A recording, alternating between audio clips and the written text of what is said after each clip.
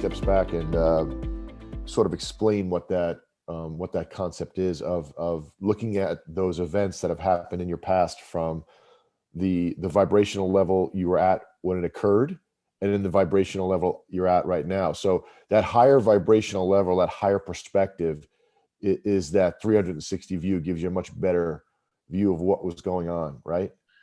Yeah, yeah, because you and I have talked about various business deals and business events that happen, and we have some similar experiences. But like when I exited from the business where I was a 40% shareholder, it was quite a substantial business. We had like 45 staff and so on.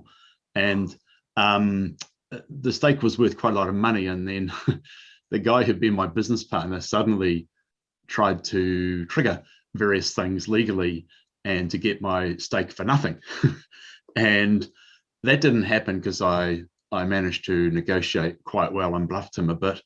But then he tried another tactic, and he hadn't actually read the company documentation properly and was badly advised by his lawyer. And he kind of snookered himself and ended up paying an extra $1 million because of that thing that happened. But the entire time I wasn't just in fear, I was in terror. It was so scary because the way the deal worked, it would either give me a whole lot of money or wipe me out, the way the whole thing was going. And it was absolutely terrifying. And I detested him for a long time for basically, there's this thing I've read about, I read it in spiritual texts about the mountain lion. The mountain lion, if they find you, they're going to attack you and eat you, because that's what mountain lions do. You can't blame them for being a mountain lion. All that parable about the scorpion and the frog, where the scorpion asks the frog for a ride across the river, and the frog says no, because you'll sting me and we'll drown. And then the scorpion says, well, why would I do that? Because we don't want to drown. I don't want to drown. And halfway across, the scorpion stings the frog. And as they're going down, the frog says, well, why did you do that? And the scorpion says, well, I'm a scorpion. It's in my nature. That's what I do. Anyway, so this guy was like the scorpion or the mountain lion, and I didn't realize that I'd attracted that whole experience to me. And I blamed him for being, this, that, and the other, kind of a nasty person. And I look back now and I realize that it has so many pieces of information or lessons, if you like, for me, including my ability to manifest a lot of money instantly, and also to feel unworthy of it and what the consequences of that became, and the baggage I carried. Even though on the surface I was great, I didn't have to work anymore, I had money, I had 2 houses, I had a great lifestyle, I was traveling, blah, blah, blah. And but what I was feeling on the inside was the opposite, and that's eventually what persisted. Yeah, that to me is I had a very similar situation too, but it is amazing that I had a business partner for 15 years that ended up doing the same thing for me, and I owned 33% of the company, not 40, but he took it from me. Well, I shouldn't say he took it from me. He used the legal strategies to maneuver himself in and myself out.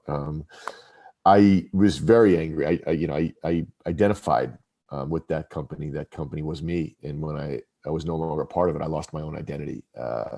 Terra I was ashamed at the fear I felt, ashamed at how scared I was, with a family, a huge monthly nut, no income, and all of my my life savings invested in that company. So yeah, that to me is a debilitating. I felt paralyzed. I could not move, could not make a decision, and I was completely ashamed. I felt like such a loser. How could this happen to me?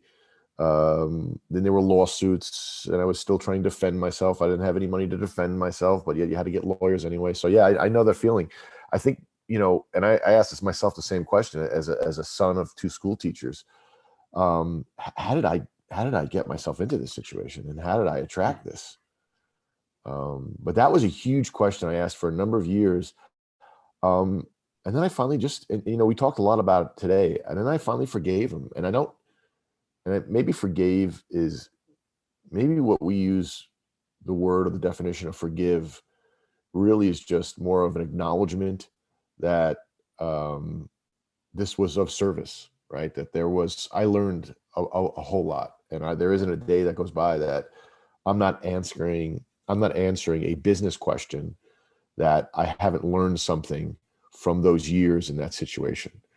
I just today I was on a call with somebody and they asked, and I was like, oh, and I see 5 steps down. I'm like, okay, and I was just shook my head, and like I see clearly now, and I'm not here to be negative or even try to control the situation. It's just being aware and how to protect yourself, and maybe protect is even the wrong word. How to prepare yourself to ensure you can achieve your happiest moments, right? For that. But yeah, I feel everything you said. I feel wholeheartedly, like in my soul. It's debilitating because I openly and blindly trust, and when it's not returned, it's paralyzing. Yeah. A turning point for me was when in the Joshua material, when they talk about us all being eternally connected, and every relationship is an eternal one. And there's an expression that popped up recently that Joshua talked about everybody you know as being your soul family. So I realized that with this guy, my ex-business partner, that he and I were eternally connected. And although I thought he was an asshole and all the rest of it, I realized at a higher level, we were eternally connected, and there were some very good elements in the relationship. And I also am able to recognize the areas in which he was a very capable businessman. He had a fatal flaw, which I think fundamentally was unworthiness. And he took some shortcuts and persuaded the board that they were okay, but I knew they weren't. And that's why I wanted to get out. And that was 2004, end of 2004. And then it took a while. It's what we call the GFC, the global financial crisis. You guys call it something different, but the big meltdown that happened a few years later with the mortgage, markets and all of that stuff. And that brought that company to its knees, and he walked away with a large sum of money. He sold it to a public company. And then I could have stuck around and made a lot more money, but I would have lost my reputation. And essentially those guys who were in there still, they lost money for people, and then they basically have had to become invisible. Like, you can't find them on social media or anything. So I escaped with my integrity and a smaller amount of money than he got. But I mean, he died of cancer a few years later. But I realized that if we're eternally connected and he's a really talented businessman, then in that sense where Joshua says, when somebody dies, you never lose them, really, I am now able to get to the point where just occasionally, I let him in to give me some advice, kind of, where thoughts come from. So I feel he's there, and we're like in another realm. We're both laughing at what we did down here in the physical. And I recognize that because he was so capable in so many ways, and he was capable in areas where I wasn't, and vice versa. So I realized that he's quite a complementary character to me. I just want to tell you one other thing that happened with that realization of eternal connection to, especially to important people, because I had a lot of issues with my mother, who's a wonderful person, and everybody loves her, but I felt her love was very conditional, and I felt that I was kind of superfluous and outside the family, and I became a rebel, and I had this real, I suppose, chip on my shoulder about it. And then one day with the stuff with Joshua, and they said you're eternally connected. So the first thought that came to me was, we're eternally connected. One day in the non-physical, we'll reunite and we'll laugh at how we carried on. And I thought to myself, well, if this current edition of her here now in the physical is misbehaving, that's my first thought, then I now realize that we can laugh at that as if it was the two of us on stage doing a routine, an acting routine, where we were being nasty to each other on stage, and then we walk off stage and, hey, man, you were so good in that play. You were awesome. And you embraced them, and it was wonderful. But then I thought, well, actually, she's not even misbehaving. She's actually reflecting back what I am offering, because I've got these victim thoughts of feeling unloved and all the rest of it. So once I clicked that switch where I thought, okay, this is just a kind of a charade that we're playing, and the real connection is deep and permanent and eternal. The moment I did that, her entire attitude to me changed. I wouldn't have believed it if I had not witnessed it. And I talked to my partner, Trace, and she's like, that was amazing. It was like you clicked a switch, and suddenly my mother's attitude to me was completely different, 180 degrees. And next thing you know, she's asking me to take various legal roles in her estate planning and all this kind of stuff, which, hadn't happened before. But then I heard something else that Joshua said the other day, which was if you are feeling unloved and you're projecting that out, you're going to attract unloved. Whereas if you actually offer love, you will get that back in return. So I realized that I had unknowingly triggered that love mechanism. That's amazing. And the reflection back is it's such a big concept. And there, even today, this morning, we woke up, and since I haven't really been feeling great, there were a few things I need to get done, and I hadn't gotten done, and immediately fear creeps in, and you start to question yourself and doubt yourself, and you have to make yourself aware of it, and you have to, and I had to like sit down, take a deep breath, and because it's so easy to go down that road of anger, of blame, of victimhood, in a matter of without anything ever happening, without anything even coming close to bringing you down that road. Your mind takes you down that road, and you're putting out all of this energy that is completely unproductive, and it happens in a blink of an eye. You don't even realize it. Even what Jessica said today, that most of us are living in fear or in out of alignment, right? She said most of our time we only step into alignment a few minutes a day, right? So for us, what does that actually mean? Like, we all, if we can agree that the alignment is living life through joy and love, right? If that is a basic concept, right? And obviously we can play with it a little bit, right? But if that's how much joy and love do you feel all day? Mm. And there are sometimes I just feel nothing. I just Yeah. like, is that out of alignment? Does that mean it's negative if I just, or do you have to feel elated? Well, the simple definition of alignment is that you see things from the same point of view as your inner self, which doesn't tell you how you know whether you're in alignment or not. The way you know is by how you feel. So if you're feeling positive emotions, then you are in alignment and seeing things the same way as your inner self. But if you're feeling negative emotions, then the two of you are seeing things differently. And to get back in alignment, you have to recast your point of view, your perspective on things, really.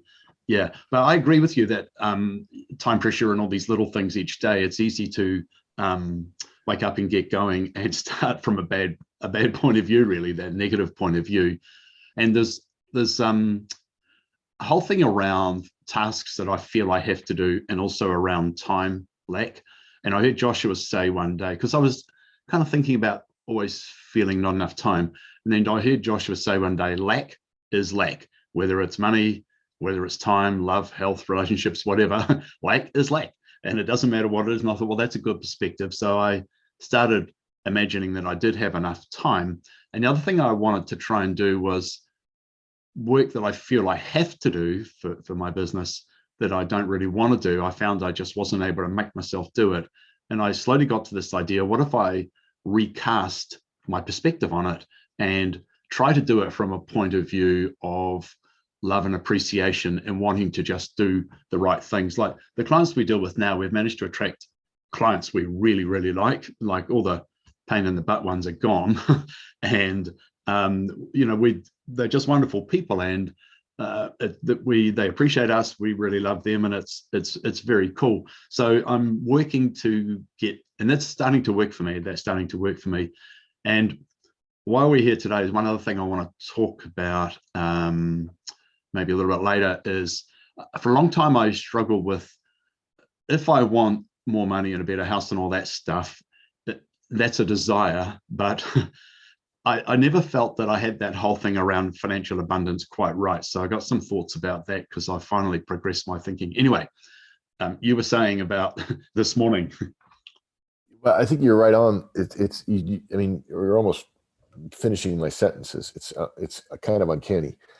but like there are things I just don't want to do. It's you know how it is. So you're starting up, a company. You got some. There's just tasks that are like I've done it so many. I'm like, oh, I got to do this again, and it's brutal, and it's hours, right? And I'm like I'm just doing everything I can to avoid it, right? Yeah. Find ways to do everything else but that. I'm like, Yeah. and I'm like, well, if I don't want to do it, and I don't feel it's it's such a forced effort.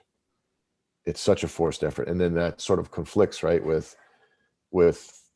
some of the teachings that we've gone through. Like if it's forced, you're doing it. If you're forcing anything, it's wrong. And I sort of think back, well, I mean, it's got to get done. I don't Yeah. know. It's not like Mhm. well, Yeah. maybe it does just show up and done one day. I don't know. Well, another thing I've noticed is that I wake up today and it's like, I really don't want to do that task. I wake up tomorrow, I really don't want to do that task or find anything else to do. And then the next day I wake up, it's like, oh, I'm going to get up and just nail that task right now. So that's another strategy I found, is that some days I just have the energy for it. And I, within reason, because there are deadlines in business, uh, I find that if I often become a match to it at some point, it just kind of happens. And that, along with the other idea I mentioned of trying to recast these things to do it from a sense of love and purpose, I found that that has really helped. I had a very similar discussion with Mark, he's been doing boot camp and ascension experience, because he said he finds that he gets to the end of the day sometimes, and all the things he had on his list to do, he hasn't done most of them, and he feels really bad. And that, and I kind of had a bit of an answer for him. And then every time I found another piece, I would WhatsApp him and send him my next piece. And so now we've managed, between the two of us, we kind of put some more pieces in that jigsaw. That's I find myself, if on my Monday, my to-do list, and all of a sudden it's Thursday afternoon and I finally decide to do it, but it was on there since Monday. And I think, I feel guilty for not getting it done too. It's like, uh, as I try to, um, look at it from a higher perspective and just say, hey, this is what it is. Everything that happens right and in perfect timing. That to me is a very powerful statement. It's also, um, it's like a seesaw for me. Like, if I don't really feel like doing it and I'm forcing it, but it's got to get done. And well, should I just let it happen, or should I put more time into it? If I feel just blah, if I feel like, ugh, am I inspired to do it? These are all, when you start thinking about the higher perspective, and everything needs to come from inspired action. Everything needs to become from inspired here, inspired there. Should I just stop doing everything that I'm not inspired to do? Yeah, so I had all those thoughts as well, and I don't. My personal view is I don't think that is the answer. The guilty thing, by the way, I've had that as well, and I've tried to rephrase that, because that really is not helpful. That's falling out of alignment to feel guilty. It's like, I'm bad, I am wrong. It's like, no, it's all perfect, and I will get to it. And anyway, um, yeah, it is a conundrum, but I feel like I'm getting to the end of this, and the way forth you've just described, I think that helps a lot. Yeah, I mean, these are just all sort of, you know, thoughts that, as we discussed today in the class. It's interesting to me. I constantly just sit back and listen and try to absorb as much as possible, and then see how my day is unfolding. Being grateful and appreciative and happy, and seeing everything for the benefit of it. I'm able to look at the past and understand the benefit of it. I don't think I hold a grudge anymore. I don't, that's a huge win, Yep, right? that is huge. Um, That is really big. Yep.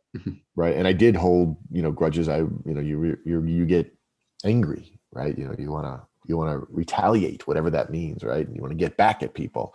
I no longer feel any of those things, and I wish everybody happy, health, and best. Um, There is that interesting, and we did talk a little bit today about forgiveness, and there are things that I've done in business that, as I look back now, not that I'm not, well, I wasn't proud of at the time. I look back now, and I'm, I felt very guilty and very bad for it for a long time. Now I look at it as a learning lesson for myself, as, hey, this is just not how you want to be. The idea of forgiveness, or of forgiving myself for criticizing and holding myself accountable to such a degree that it became a huge weight on my shoulders. I don't know how the other person felt. I've never reached out to the other person or the other people. It's not like there's a long list, but there are things that occur, as you know, in business, that sometimes you're proud, sometimes you're not proud. As you look back, I would probably never do it again. But they were good lessons. I mean, maybe, and if I can't project in someone else's reality, maybe I was just playing a role for them. Yeah, there is that thing as well. There is that thing as well. You talk about things from the past, and I've heard Joshua talk about a couple of things about the past that really resonated with me. One was the idea that you have to accept everything in the past and the present and the future, because not accepting something in the future is really just fear and worry, imaginary scenarios. But they talk about what I now realize to be a fact, that our memory of the past is very, very poor and limited. We almost remember nothing of what actually unfolded. And I thought there is some truth in that. But then I noticed them talking to people about things in the past, how much people have forgotten, how little they remember, or how they misremember it. So, like, our memories of the past are somewhat fictional and very limited, and really to be taken with a grain of salt, I think. And then you think, well, it is in the past. It can't affect me unless I let it. And so I can actually recast the path in any way I want, the past in any way I want, that I can actually retell that story. I guess I first heard that from when I was doing some counseling once after my first marriage broke up. I decided to go and get counseling because I thought, right, I want to set my life on track for the life I do want now. And I was telling a story of various things that happened. And looking back now, I guess I was casting myself as a villain or a victim. And the counselor said, well, why don't you retell that story with you as the hero?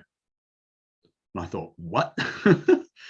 And that was a step too far. But now I understand that reframing suggestion was absolutely a brilliant intervention. I love that. It's to me, it's unbelievable, right? It's so interesting as you become aware of all these different elements, applying them in your life, being aware of them, consciously aware, and being able to consider them, and then applying them are all three different steps. Well, that's true. We get the intellectual apprehension of the thing first, don't we? We understand it intellectually. And Jessica talked a lot about that today and the other day as well, that to actually live it and know it at a deep level, it takes time. I mean, I've been doing boot camps for 2 years, and I actually feel that I'm really, really, really getting somewhere now. And I'm having these days where I wake up and I just feel this immense energy coming to me and through me. And, it's just kind of an extreme joy of life, and just this kind of ecstatic fun feeling, really, which is, I lost that years ago. I lost my ability to enjoy life, and it's coming back now because of this work I'm doing. Me too. I've talked to countless people my age, and they all say the same thing. We've gotten down to the point where we're, paying bills and putting kids through school, and you're looking forward to your evening martini and show, and you fall asleep, right? And that's just not life. But that's the life that society has pushed us into, and it's not life, and it's not joy, and it's not fun, and it's not adventurous on any level. It's interesting you say that, and it's interesting you say that you've spoken to a lot of people your age who have the same feeling or experience, because to some extent, it does seem that there is an age trajectory that occurs, that it's the build-up of resistance and things you don't want to do, and fears, and the kind of natural, spontaneous joy of life that I had as a kid and a teenager.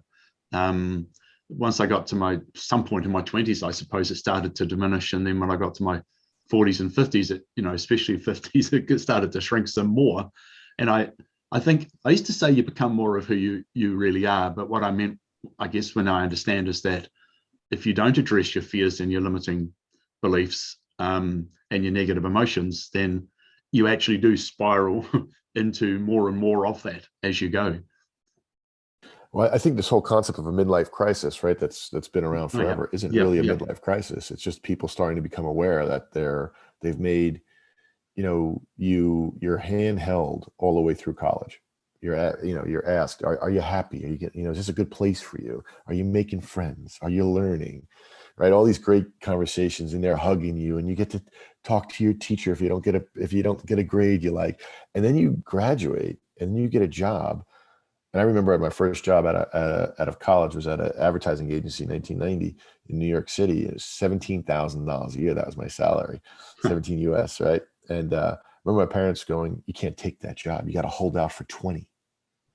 I'm like, "That's like $50 more a paycheck." I'm like, what are you but that was the mentality. That was what you were being taught. It wasn't like, I was never asked, "Are you happy there? Are the people good to you? Is your boss nice?"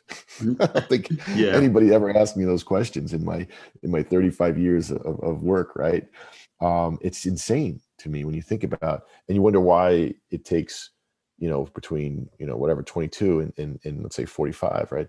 Those 23 years, all of a sudden you have a breakdown. You're like, I'm unhappy because everything goes out, and all it is about, I think you spend all this time waiting to get true, not adult accountability and responsibilities. Then you gobble them up in a way that they overwhelm you, and that becomes your only focus. Responsibility, responsibility, responsibility, pay the bill, make money, make money. And then you hit a brick wall, and you're like, this is not what life's about. And people call it a midlife crisis when it's just yeah, becoming more consciously aware. yeah. It's kind of yeah. That's a very useful insight, I think. um, I've been thinking about it in terms of people pursuing a corporate life and eventually becoming um, unenthusiastic about it or burned out about it, because in the way that you just described, I was picturing the carrot on the stick, and you're always thinking, right, I'm doing this because of some future reason. I'm doing it because when I get to this point, things are going to be really good. But of course, that never happens, because if you're not finding joy in the moment, you're not going to find it in the future either. And in fact, it's probably going to get worse. And you eventually get to the carrot and think, ah, shit, this carrot, it's rotten. I didn't want it, and it was pointless. Or you realize that the carrot is always just, like King Tantalus in the river. You just never reach the damn thing. Yeah, it's so my wife and I have had many conversations. We both worked, from middle school all the way up through high school, through college. We worked to pay our ways whenever we could, and our both of our daughters currently, they go to school, they get great grades, they're in honors, they play sports, but they don't work. And we joke all the time, we want to come back as our kids because we pretty much give them the red carpet. And I said, but they're good kids. They're not. We make sure they're not spoiled. They're very appreciative. My daughter's talked to Joshua a few times, and we've Wow. gone through this. And the it's interesting. And I've said to my wife, and we've had really, I think, really good discussions about, hey, I want her to be happy. And I say to her, and we have this discussion. My wife's super hardworking, a lot more successful than I am. She's awesome on every possible level. And I say there's enough after my daughter graduates college at 21. There's another 65 years for her to be miserable if that's her choice. But let's Yeah. set her up for happiness and success. I remember, as a kid, eighth grade on, I mean, every free minute I worked, every free minute I had, Yeah. I was trying to put money in the bank to pay for college, to do those kind of things. And I don't know if it's right or wrong. I'm not here to judge anybody, but I do know my oldest daughter, there's something about her, and we're always, hey, is this right? And we do a lot of co-parenting and conversations and trying to understand that we're doing the right thing. But I've really come since, right before Joshua, and, probably just over the last 3 or 4 years, just slowly really bought into this. Why would I make her miserable? Was cleaning toilet bowls in 10th grade, did that really make a difference in my life? I look back now, I'm like, that was, I don't even have one fun story or one anecdote. I'm like, that was just disgusting. Like I just like, well, maybe I know what I didn't want to do, right? I don't know. I know it was a gift that I'm now using and saying, and I say to my kids all the time, well, if you want, and you don't get, they do get an allowance and get some money, but I'm like, if you want, you got to earn money if you want to do other things, right? You got to earn it. But it is interesting in how we grew up, and I'm sure you were a similar age, similar to me, where it was work, work, work, work, work, Yeah, make. yeah, yeah. Um, yeah, so just a tiny anecdote. When I was in my first year of university, when I was 18, I got a cleaning job. And the first cleaning job I got was the bottom rung of the ladder.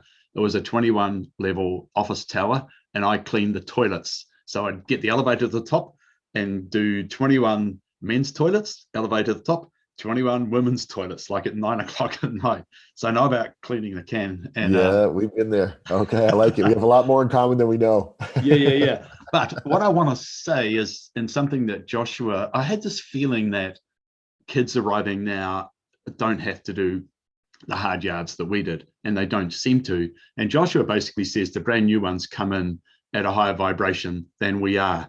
And I kind of always knew that, but I didn't have the language or the concept around it. And so, and you can see it because I find that young people, and even in their teens, but certainly in 20s and 30s, they have so much more wisdom than I ever had at that age. And I find that people, even in their 20s and sometimes in their teens, can actually give me a lot of thoughts and ideas. In other words, the fact that I'm meant to be older and wiser and more experienced and know more, and some of that, I do know more quite often because I've been around longer, but I realized that forget all of that and just, and young people don't have the respect for older people just because they're old anymore, and that's right. Like, unless you're deserving of respect, then just because you're old is no good reason for it. There's a friend of ours who he had a vineyard on this beautiful island in New Zealand called Waiheke Island. It's just out of Auckland, which is the biggest city. It's like a 35-minute ferry ride. Beautiful vineyard, and he was selling the grapes to a bigger vineyard, and that was great. He had these Chardonnay grapes. And then one day somebody took over the vineyard and said, I don't want your wine anymore, your juice. And so he's like, what do I do? So he thought, okay, somebody in their family was a winemaker. So, right, we'll make our own wine. Anyway, that's kind of all by the by. He came up with this name for this vineyard, and it was from mythology. I'm going to say Greek mythology. And it's basically standing on the shoulders of giants. And I thought that is the analogy that I like. It's like, kids should come into the world standing on our shoulders, don't have to go and clean toilets like we did. We want them to come in with everything that we've got and an even higher vibration, and then go to the next level. And Joshua tells us that that is actually what is happening. And so some parents who think the kids have to work and do the hard yards like we did, well, that's a perspective, but it's not actually the way the world is shaping up. Because in my opinion, young people are coming in at a far higher level of vibration than we were at that age. And I guess that's the whole thing about the time of awakening, or the progression of the mass consciousness, whatever you want to call it. It's, I think if it wasn't for social media, they would be at a 10x speed. I think social media drags them back down to lower vibrations, right? And judgment and criticism and discussions that don't, pertain to anything. But it is interesting to watch them, two teenagers, go through that smoke. That there's a process, right, where you react to social media. Social media takes over your life, and now I'm at a point where my oldest daughter leaves her phone home. She's only 18. You would think that there's a interesting progression that if you choose, my youngest daughter, the phone's never out of her hand.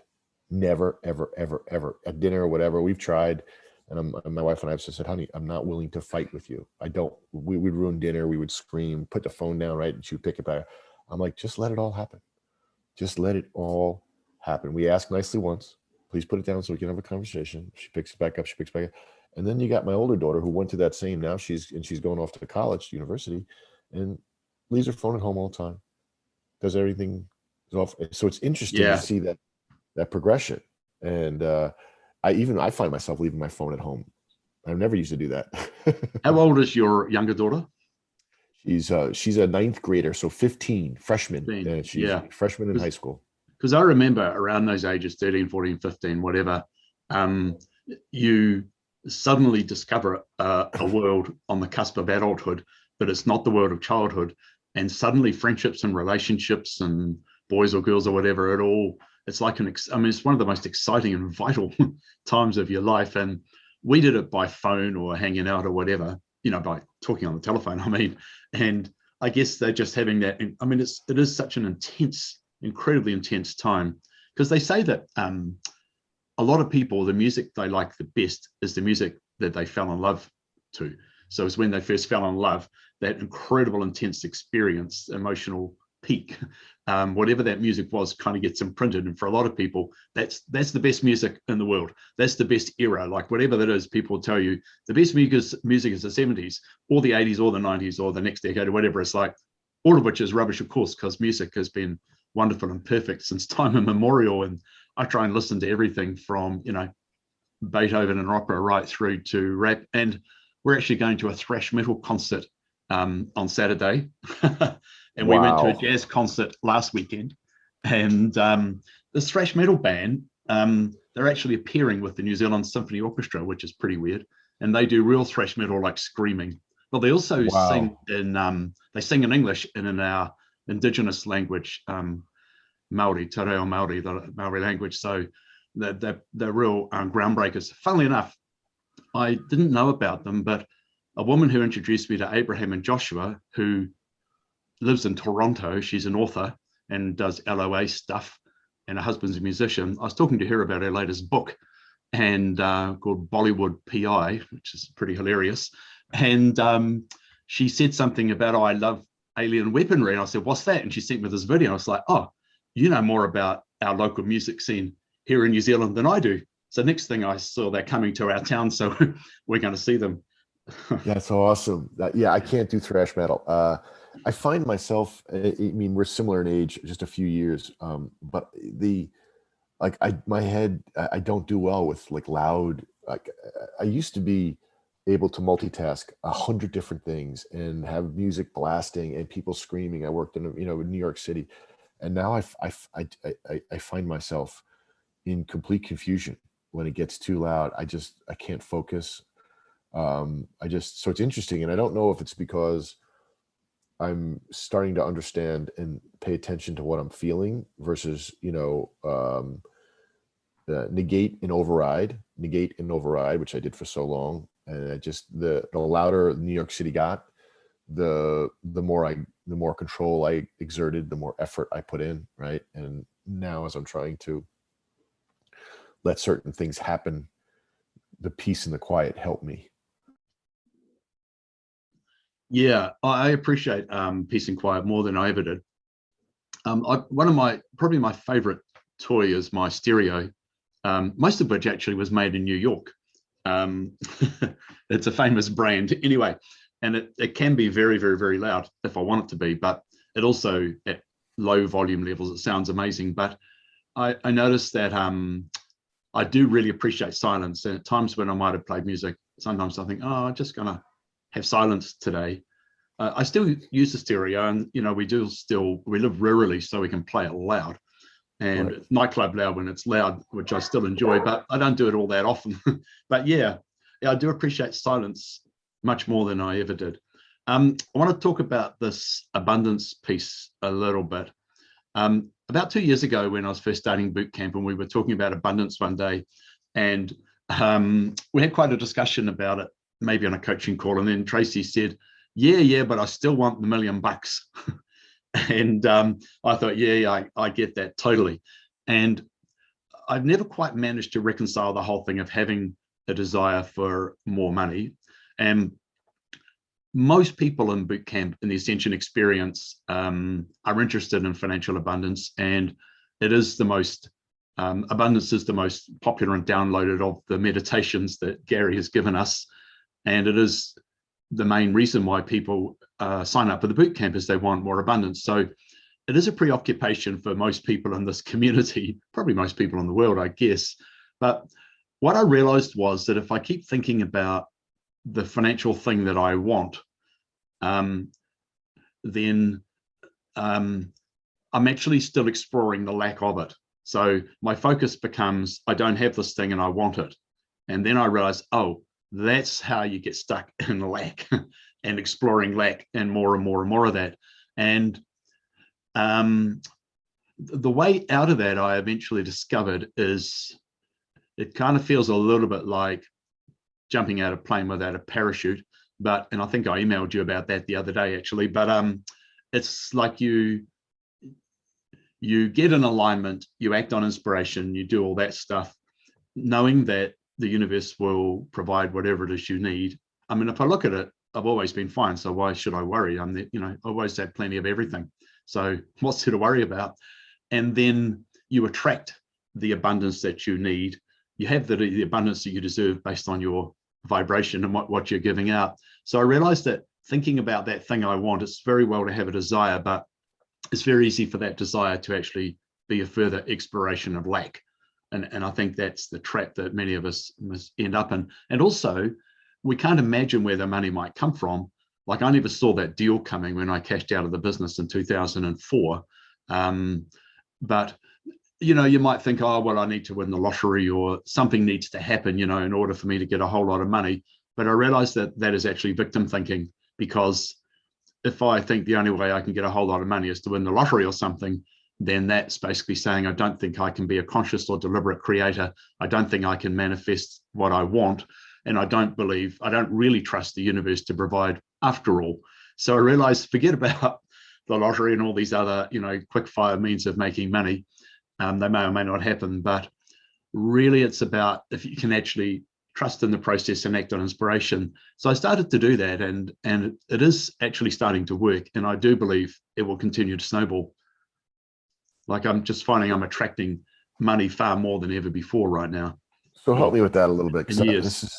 So help me with that a little bit. That's really interesting. So I think one of the things I sent you was all about money as well for me. And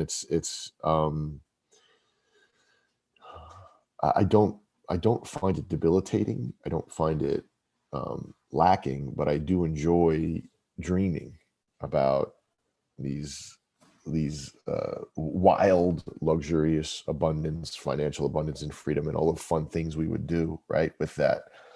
And enjoying those moments. So that is the key. That is actually the key. So another part to it that Joshua started talking about recently was, you want that thing because of how it's going to make you feel, or how you think it's going to make you feel. But there's nothing to stop you cultivating that feeling now. Like, how would I feel if I had the house I really wanted, or the amount of money I really wanted? So instead of thinking about the house or the money, just cultivate that feeling. And so the feeling as if I had the dream house, as if I had those millions of dollars that I wanted. And so that's another thing I've been really working on, is because when you have a big payday in business, you feel really good. And it's like, okay, that does feel good. Now, how do I actually have that feeling regardless of my circumstances? And initially it seems pretty hard because there's so much resistance and so many limiting beliefs, but those feelings really are the key, I think. So notice and cultivate more of those feelings. Not I want that thing, but man, I feel so good because. Yeah, and that is right. So like, we talked a little bit. I like crypto. I think you like crypto a little bit, right? We dabble. It's interesting, right? Yeah. So I ended up buying some of this crypto, which I enjoyed, XRP, right? And I liked it because of it wasn't a DeFi, and I liked it as the platform and technology to do cross-border transfers.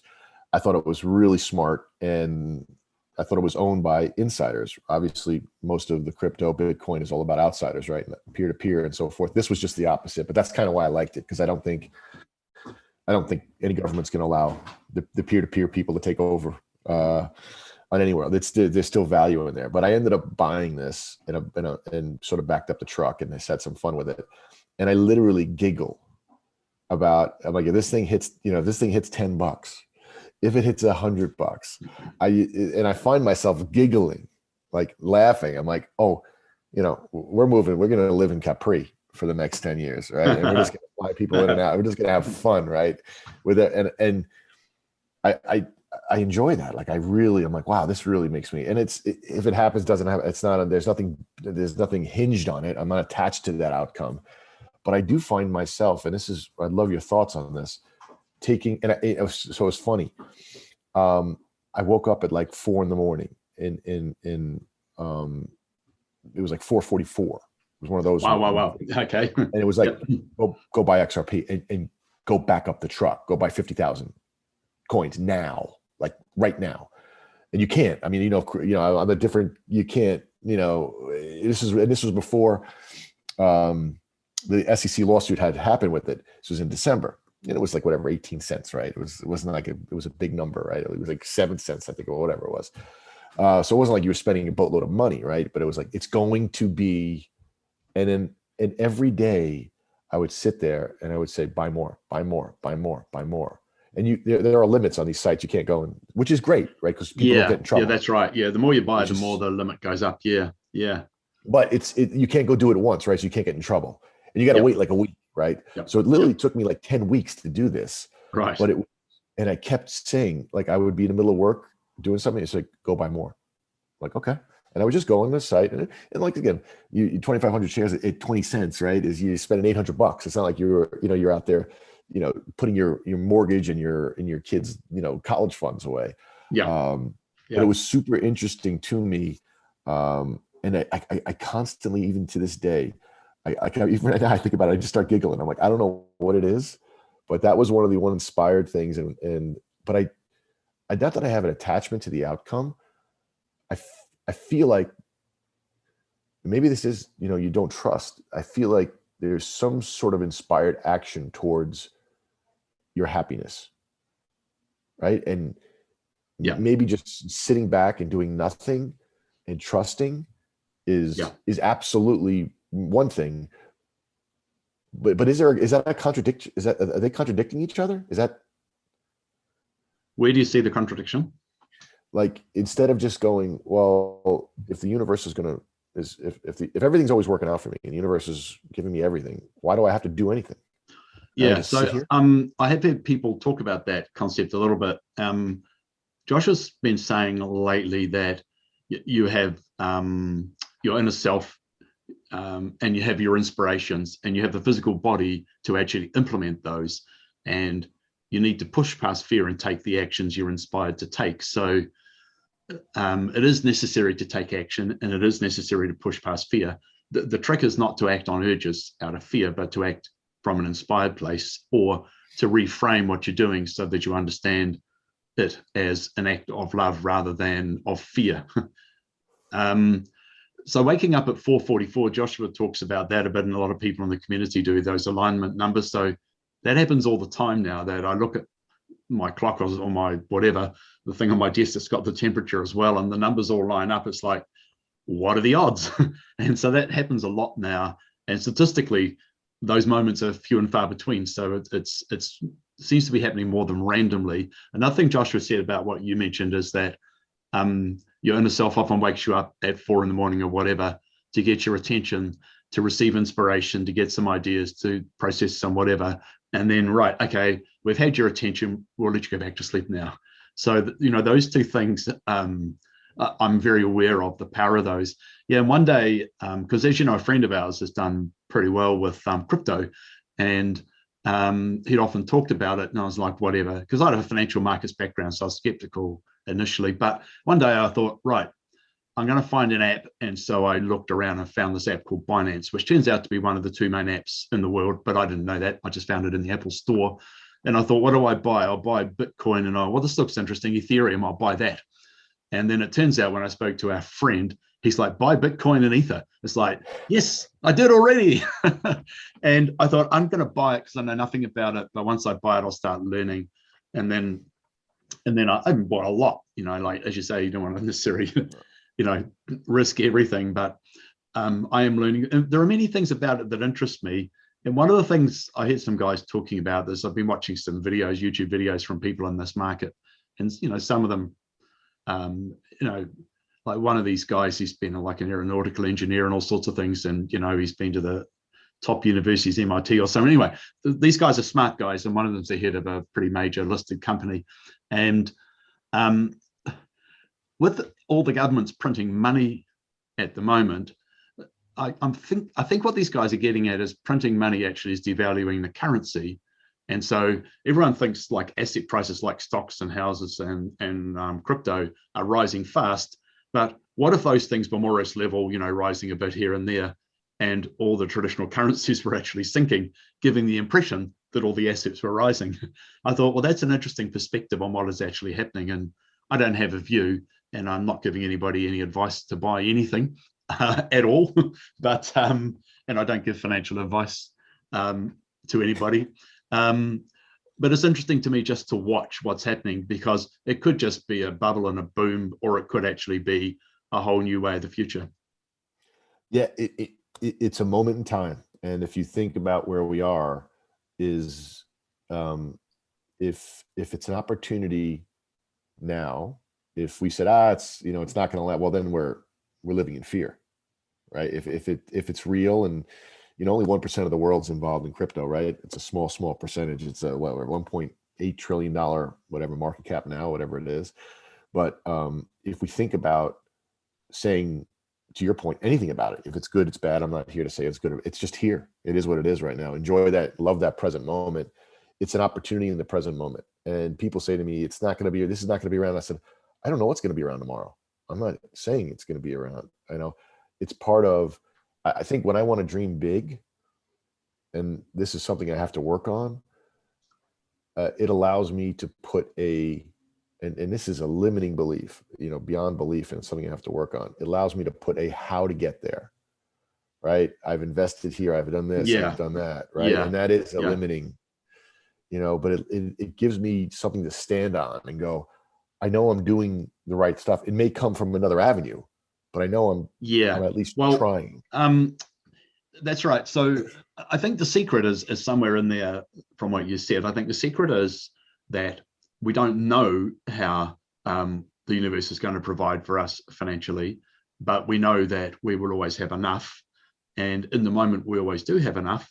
And I think the secret is to be open to opportunities. So, for example, when I started getting into crypto, I ended up talking to maybe 5 or 10 different people I know, friends and family, about crypto.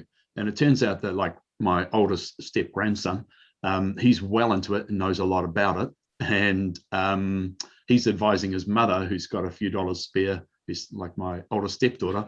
He's advising her, and she's going to buy some. And then I talked That's to a bunch great. of friends, and most of them said, "Okay, this is great. I'll get into it." I talked to somebody else in my family, and it was just like, it just went in one ear and out the other, and it was like, wow.